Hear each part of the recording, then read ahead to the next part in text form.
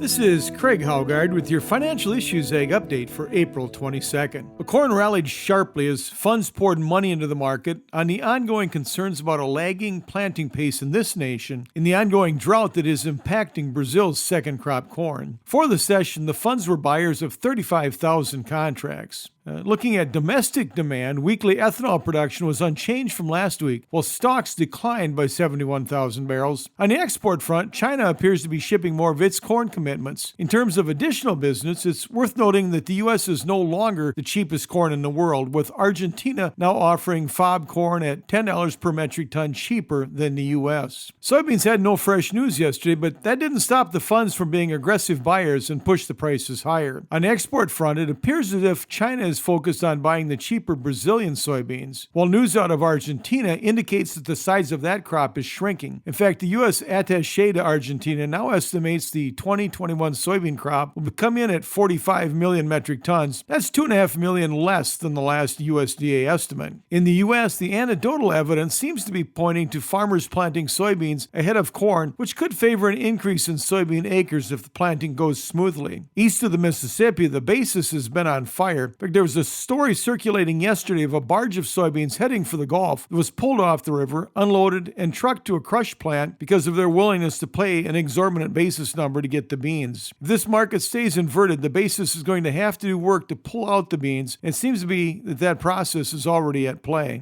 Wheat opened lower, but quickly came storming back, driven by traders' concerns over cold temperatures seen across much of the plains. Temperatures were well below freezing in much of western Kansas, eastern Colorado, and the Panhandle, with more concerns over the impact on the crop in northern Oklahoma and southern Kansas as that crop is further along in its development. Now, damage is not going to be known for a few weeks yet, but in addition to the freeze damage, we're dealing with drought concerns in much of the hard red winter wheat country, where precipitation continues to run below average. It's going to become an even greater concern once temperatures begin to warm up. Cotton futures were stronger for the day yesterday. At the close, the July futures were 106 points higher, settling at 86.23. Livestock futures, on the other hand, were lower straight across the board. At the close, June live cattle were $1.95 lower, while May feeder cattle were down $3.17.5 at the close. Lean hog futures were under pressure as well, with the June futures finishing down $1.82.5. Class 3 milk futures slipped backwards for the session. At the close, we had May futures 16 points lower as they settled at 19.16. Meat cutout values were a mixed bag yesterday. Choice box beef was $2.20 higher, closing at $2.80.46. Select boxes were up $1.41 as they settled at $2.71.88. Pork carcass cutout values gave up some ground, finishing $1.39 lower, ending the day at $113.64 per hundredweight. This has been Craig Haugard with your Financial Issues Egg update. We'll be right back with more financial issues after this.